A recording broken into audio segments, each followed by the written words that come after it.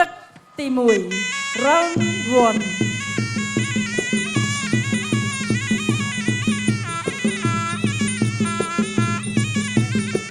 បាទក្រុមចាក់ឲ្យមកឲ្យសិស្សកូនសិស្សផ្ទាល់តែម្ដងឯនេះបាទសូមជើញទស្សនាការប្រកួតបាទដូចទៅបាទទាត់ស្វាគមន៍ពីសង្ហៈ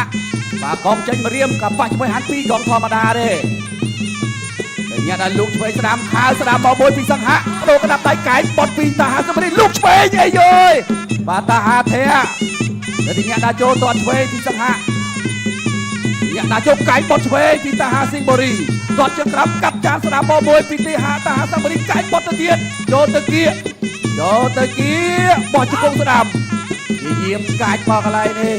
អត់បានកម្រាច់ទេវ៉ៃលោកឆ្វេងស្ដាំទាត់ជើងក្រោមពីសង្ហៈតាហាស៊ីងបូរីនៅដាក់ចូលបោះជង្គង់ស្ដាំពីតាហាស៊ីងបូរីលោកឆ្វេងស្ដាំពីសង្ហៈ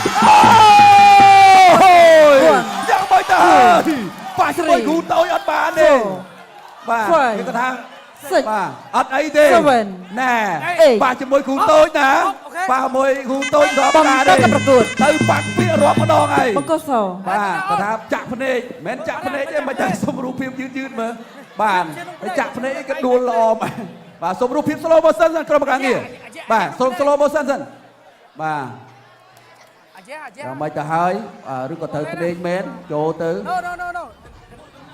បាទលូកឆ្វេងកន្លែងនេះអត់អីទេអូណែទៅទៀតបន្ថែមស្ដាំណែនេះស្ដាំទេបាទឥឡូវមើលសិនមើលភ្នែកសិនបាទដូចជាអត់អីទេបើយ៉ាងម៉េចហើយ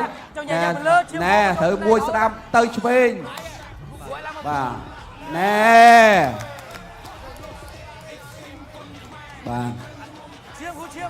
យ៉ាងម៉េចទៅហើយគ្រូពេទ្យមើលសិនបាទសុំមើលឲ្យម៉ាត់ស្ចាត់បន្តិចបាទព្រោះអីយើងមិនងាយកើតឡើងទេគ្រូនេះយ៉ាងម៉េចទៅហើយការប្រកួតត្រូវបានបញ្ឈប់ទៅហើយគាត់វាយបានបាទឥឡូវនេះកីឡាករបាទឥឡូវសុំ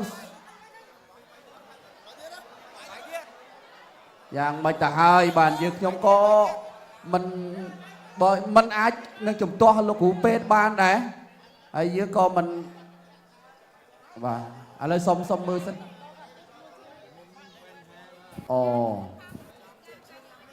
បាទឥឡូវនេះយើងរងចាំចម្លើយពីលោកកញ្ញាអីបាទអរគុណច្រើនបងប្អូនយ៉ាងម៉េចដែរមកគូនេះបងប្អូន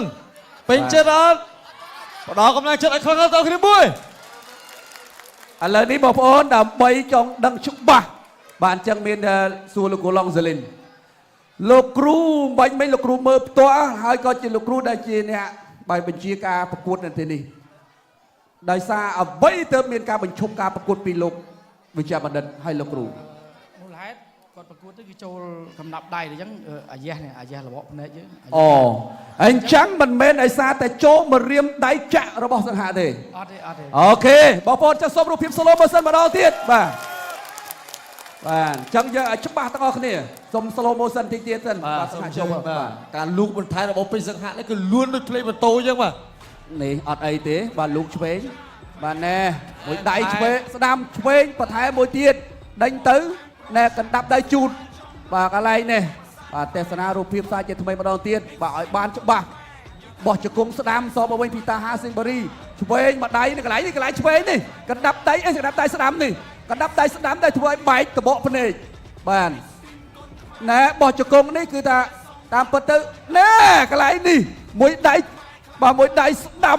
របស់សង្ហៈនេះឯង